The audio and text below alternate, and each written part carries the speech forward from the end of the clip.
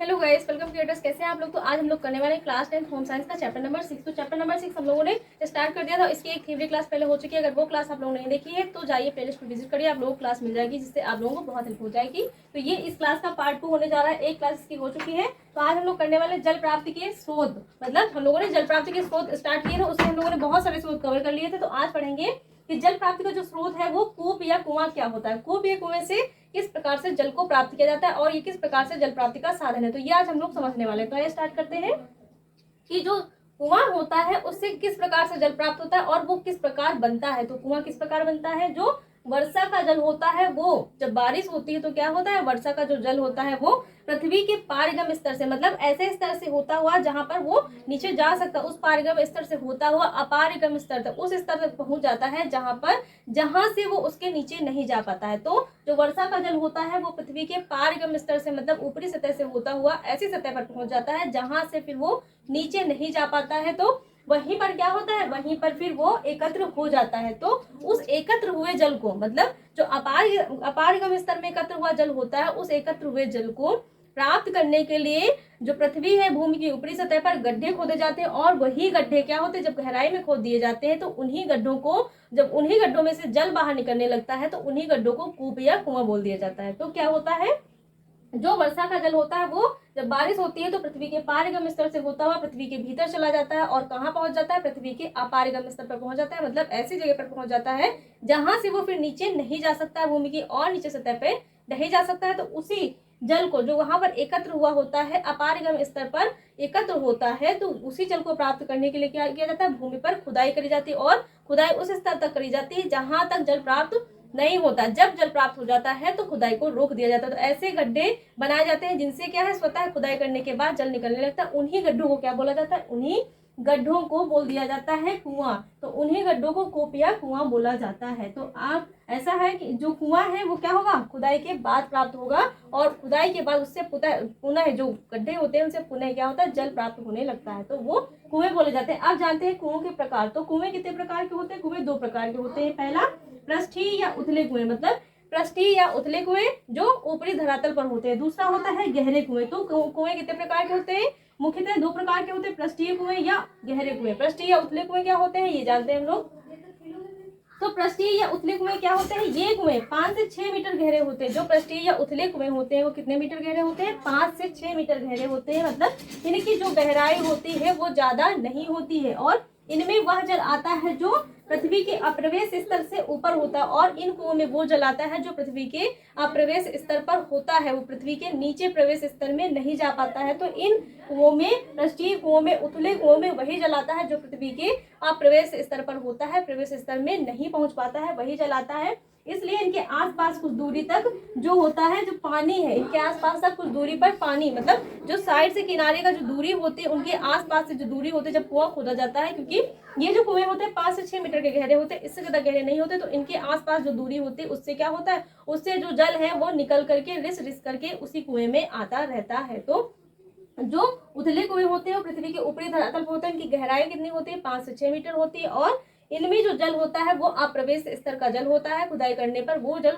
क्या होता है, वो जल कुओं में आ जाता है और ये इसलिए इसके आसपास की जो कुछ दूरी तक जल होता है प्रवेश स्तर वाला, वो खुदाई करने के बाद भी क्या होता है, रिस रिस कर थोड़ा थोड़ा कुओं में आता रहता है। और ऐसे कुओं का जल वर्षा की मात्रा पर निर्भर करता है। जो पृष्ठीय उथले कुएं होते हैं वो वर्षा की मात्रा पर निर्भर करते हैं क्योंकि इनकी गहराई ज्यादा नहीं होती है। अगर बारिश बहुत ज्यादा होती है, जो प्रवेश स्तर अप्रवेश स्तर पर जल होता है वो उन कुएं में आ जाता है, तो कुओं का जल क्या होता है, बढ़ जाता है और वो कुएं भूमि की ऊपरी सतह पर आ जाते हैं। तो ऐसा बोला जाता है जो कुएं हैं वो धरातल पर बह रहे हैं, मतलब कुओं में बाढ़ आ गई है। तो वो क्या होता है, कुएं बाढ़ आने का मतलब होता है ऐसे कुएं जो पृथ्वी के ऊपरी धरातल पर होते हैं, वो कौन से होते हैं, पृष्ठीय कुएं होते हैं।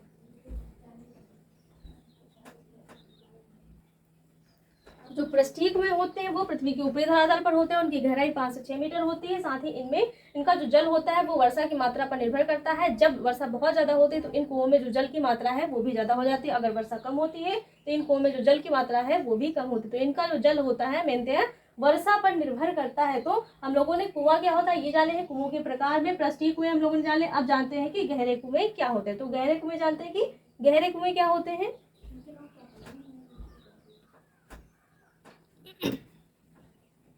तो अब हम लोग क्या समझने वाले हैं, अब हम लोग समझने वाले हैं कि जो गहरे कुएं होते हैं वो क्या होते हैं। तो हम लोगों ने उथले कुएं समझ लिया, समझते हैं कि गहरे कुएं क्या होते हैं। तो ये 30 मीटर से भी अधिक गहरे होते हैं। जो गहरे कुएं होते हैं उनकी गहराई कितनी होती है, 30 मीटर से भी अधिक होती है। जो उथले होते हैं उनकी केवल 5 से 6 मीटर होती है। तो जो गहरे कुएं होते हैं इनकी गहराई 30 मीटर से भी अधिक गहराई इनकी होती है। ये 30 मीटर से भी अधिक गहरे होते हैं। ये कुएं भूमि के भीतर अपारगम स्तर को तोड़कर बनाए जाते हैं। तो वो जो उथले कुएं होते हैं वो अपारगम स्तर के ऊपर बनाए जाते हैं, लेकिन जो गहरे कुएं होते हैं वो भूमि का जो अपारगम स्तर होता है उसको तोड़ करके निचले स्तर पर जाकर के बनाए जाते हैं। इन कुओं का जल उथले कुओं की अपेक्षा अधिक शुद्ध होता है। तो जो गहरे कुएं होते हैं उनका जल अधिक शुद्ध होता है, क्योंकि जितनी गहराई में जा करके जल को प्राप्त किया जाएगा उतना ही शुद्ध जल प्राप्त होता है। तो जो गहरे कुएं होते हैं उनका जल जो उथले कुएं होते हैं उनकी अपेक्षा अधिक शुद्ध होता है, क्योंकि ये जल जो होता है अपारगम स्तर को तोड़ करके निचली सतह से निकाला जाता है, और जो उथले कुओं का जल होता है वो अपारगम स्तर की ऊपरी सतह से निकाला जाता है। तो उथले कुओं की अपेक्षा जो गहरे कुएं होते हैं उनका जल अधिक शुद्ध होता है। तो जो गहरे कुएं होते हैं वो कितने मीटर गहराई पर होते हैं, 30 मीटर से भी अधिक गहराई पर होते हैं। जो उथले कुएं होते हैं वो 5 से 6 मीटर की गहराई पर होते हैं, और जो उथले कुएं होते हैं वो अपारगम स्तर के ऊपरी सतह पर होते हैं, लेकिन जो गहरे कुएं होते हैं वो अपारगम स्तर को तोड़कर बनाए जाते हैं। तो ये अंतर होता है गहरे और उथले कुएं में। अब समझते हैं कि आर्टिजन कुएं क्या होते हैं। तो आर्टिजन कुएं आपके एग्जाम में पूछा जाता है कि आर्टिजन कुआं क्या होता है। तो समझते हैं कि आर्टिजन कुआं क्या होता है। फ्रांस के आर्टिजन नामक प्रदेश में जो आर्टिजन कुएं हैं वो बहुत समय से प्रयोग किए जा रहे हैं। तो कहाँ पर जो फ्रांस का आर्टिजन मतलब फ्रांस में एक प्रदेश है जिसका नाम है आर्टिजन, उस आर्टिजन प्रदेश में जो कुएं प्रयोग किए जा रहे हैं वो बहुत टाइम से प्रयोग किए जा रहे हैं। तो इसी प्रदेश के नाम पर जो कुएं हैं उस प्रदेश में प्रयोग किए जा रहे हैं, इसीलिए इन कुओं का नाम आर्टिजन रख दिया गया है, क्योंकि जो आर्टिजन कुएं हैं वो आर्टिजन प्रदेश में बहुत समय से प्रयोग किए जा रहे हैं। ये आर्टिजन प्रदेश कहाँ है, तो ये फ्रांस में है। बहुत समय से इनका प्रयोग चला रहा है, इसी प्रदेश के नाम पर इन कुओं का नाम जो आर्टिजन कुएं हैं उन कुओं का नाम आर्टिजन रख दिया है, क्योंकि ये आर्टिजन प्रदेश में पाए जाते हैं। इन कुओं को बनाने के लिए और तो इन कुओं को मतलब जो आर्टिजन कुएं होते हैं इनको बनाने के लिए क्या किया जाता है, इनको बनाने के लिए बहुत अधिक गहराई तक खुदाई करी जाती है, और तब तक करी जाती है जब तक कि जल स्वतः फव्वारे के रूप में फूट करके भूमि के धरातल से ऊपरी सतह पर नहीं आ जाता है। तो जो आर्टिजन कुएं होते हैं वो कैसे बनाए जाते हैं, आर्टिजन कुएं बनाने के लिए बहुत अधिक गहराई तक खुदाई करनी पड़ती है, और तब तक खुदाई करी जाती है जब तक कि जो जल है वो भूमि की निचली सतह से फूट करके स्वयं फव्वारे के रूप में भूमि की ऊपरी सतह तक नहीं आ जाता है। तब तक क्या किया जाता है, तब तक जो है कुओं की खुदाई करी जाती है। तो ऐसे कुएं जो पृथ्वी के धरातल से फव्वारे के रूप में फूट करके बाहर निकलते हैं खुदाई करने पर, वो कुएं कौन से कुएं कहलाते हैं, तो वो कुएं कौन से कुएं कहलाते हैं, वो कुएं आर्टिजन कुएं कहलाते हैं। ये कहाँ पाए जाते हैं, तो फ्रांस के आर्टिजन नामक प्रदेश में पाए जाते हैं। तो आर्टिजन कुएं क्या होते हैं अब आप लोगों को समझ में आ गया होगा। तो जो आर्टिजन कुएं होते हैं फ्रांस में पाए जाते हैं, कहाँ पर, फ्रांस के आर्टिजन नामक प्रदेश पर। और जो इन कुओं का जल होता है वो गहरे कुओं की अपेक्षा भी और अधिक शुद्ध होता है, क्योंकि जो आर्टिजन कुएं होते हैं वो गहरे कुओं से भी और अधिक गहराई तक खुदाई करके प्राप्त किए जाते हैं, और इनका जो जल होता है वो स्वतः फव्वारे के रूप में बाहर फूट कर निकलता है, इसीलिए इन कुओं को आर्टिजन कुएं कहा जाता है। तो आर्टिजन कुएं क्या होते हैं अब लोगों ने समझ लिया है।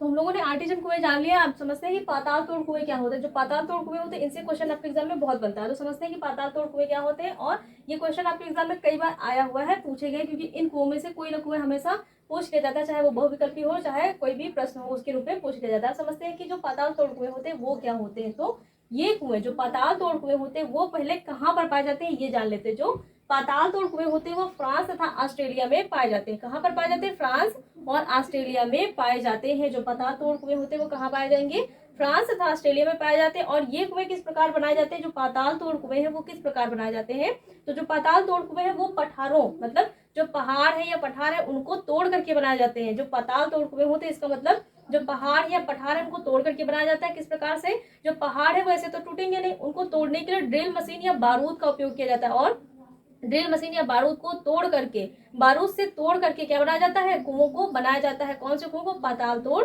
कुओं को। तो इन कुओं को तोड़ने के लिए, इन कुओं के पत्थरों को तोड़ने के लिए, कुओं को बनाने के लिए जो पहाड़ है पठार है उनको तोड़ने के लिए बहुत ज्यादा मेहनत करनी पड़ती है, ड्रिल का प्रयोग करना पड़ता है, बारूद का प्रयोग करना पड़ता है, तब जाके वो चट्टानें टूटती है। और उन चट्टानों में क्या होता है, उन चट्टानों में पाइप डालकर या सिंचाई के जो यंत्र होते हैं वो डाल करके वहां से जो जल है वो प्राप्त किया जाता है। तो जो पहाड़ है, चट्टाने हैं, पठारों को तोड़ करके ड्रिल मशीन के माध्यम से या बारूद के माध्यम से उन चट्टानों को तोड़ करके उनमें पाइप या जो हैंडपंप होते हैं उनकी मशीन या फिर जो सिंचाई की मशीन होती है उनको डाल करके तब जल को प्राप्त किया जाता है। तो ऐसे कुओं को पाताल तोड़ कुएं कहा जाता है, जिनको बनाने के लिए और पत्थरों को तोड़ने के लिए बहुत ज्यादा मेहनत करनी पड़े। तो ऐसे कुएं पाताल तोड़ कुएं कहलाते हैं, जिनको पत्थरों को तोड़ करके बनाया जाता है। तो इसलिए इन कुओं को पाताल तोड़ कुएं कहा जाता है। ये कहाँ पाए जाते हैं? फ्रांस तथा ऑस्ट्रेलिया में पाए जाते हैं। कहाँ पर पाए जाते हैं? फ्रांस तथा ऑस्ट्रेलिया में पाए जाते हैं। तो हमारे जो जल प्राप्ति के साधन में कुएं थे, कुएं के टाइप्स थे, वो हम लोगों ने समझ लिए। 4 प्रकार के हम लोगों ने कुएं समझे। गहरे कुएं, उथले कुएं। पहले हम लोगों ने समझा था कुएं क्या होते हैं, उसके बाद हम लोगों ने समझा है कि गहरे कुएं क्या होते हैं, उथले कुएं होते हैं क्या होते हैं, आर्टिजन कुएं क्या होते हैं, पाताल तोड़ कुएं क्या होते हैं। अगर कुओं से क्वेश्चन आता है तो बस इतने से ही आता है, इससे आगे कोई नहीं पूछा जाता है। और आप समझते हैं कि जो जल प्राप्ति का साधन आपका लास्ट है वो है नलकूप या हैंडपंप। तो नलकूप और हैंडपंप से किस प्रकार से जल प्राप्त किया जाता है? इनसे जल प्राप्त करने के लिए भूमि में एक छेद किया जाता है, मतलब जो मशीन होती है उसके माध्यम से भूमि के धरातल पर एक बहुत गहराई तक छेद किया जाता है। उस छेद में क्या होता है? लोहे के पाइप या प्लास्टिक के पाइप डाले जाते हैं और उन पाइपों से ऊपर क्या होता है? जल प्राप्त करने के लिए हैंडपंप या नल जो होते हैं, नल को बांध करके उससे जल प्राप्त किया जाता है। तो ऐसे स्थान जहां पर छेद कर करके उसके मशीनों के माध्यम से और वहां पर लोहे के पाइप या प्लास्टिक के पाइप डालकर उसके ऊपर नलकूप या हैंडपंप बांधा जाता है, तो वहां से जल प्राप्त किया जाता है। तो उसे नलकूप या हैंडपंप कहते हैं और वो जल प्राप्ति का स्रोत हो जाता है। तो हम लोगों ने जो जल प्राप्ति के साधन से जिससे क्वेश्चन बन सकता था, जो इंपॉर्टेंट थे, वो सारी चीजें कवर कर ली है। तो अगर क्लास अच्छी लगी हो तो वीडियो को लाइक, शेयर, चैनल को सब्सक्राइब करना मत भूलिएगा। ऐसे ही बहुत सारी क्लासें, बहुत सारे कॉन्सेप्ट लेकर हम लोग आपके सामने आते रहेंगे और आपको यहाँ पर पूरा जो सिलेबस है वो कवर करवाया जाएगा। हम लोग चैप्टर नंबर 6 पर आगे, इसके आगे क्लासें नहीं देखी आप लोगों ने तो जाइए प्लेलिस्ट में विजिट करिए, आप लोगों को क्लासें मिल जाएंगी। Thanks for watching guys.